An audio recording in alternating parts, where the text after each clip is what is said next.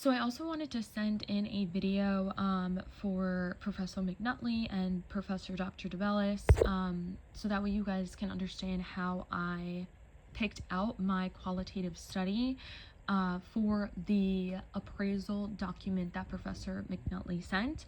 This is the database that I hold my own publication in. This is the database that I used with my first degree from 2019 to 2023, and I always specifically go to PubMed because this is where the biomedical articles and citations lie.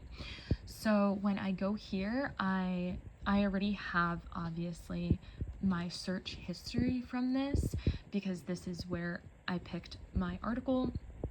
So according to Professor McNutley's guidelines that she requested for the appraisal document, she said she wanted a qualitative study, small population, interviews included, and that is exactly how I worded this in the search engine, so that way it aligned with my critical question, which my critical question for age range is broad. It's 18 and older. It's due to the care of heart failure and management of heart failure. So I specifically wanted to find a study that had a patient's experience with diagnosed heart failure. It has to be a qualitative study because this is what Professor McNutley asked for. I was specifically looking for interviews if there were any, because not all qualitative studies have interviews or transcripts from the patients, and I wanted to see what their adjustment was from hospital to home post-discharge, and I searched it, and I always do within 5 years, and I do free full text so that way Professor McNutley has access to the article that I'm using, because without that, how is she going to be able to grade my assignment properly? As you can see here, I have history of different articles that I looked through since they are highlighted purple. For me personally, I went through this one. This one didn't align with what I was looking for. I normally always go through the first 10.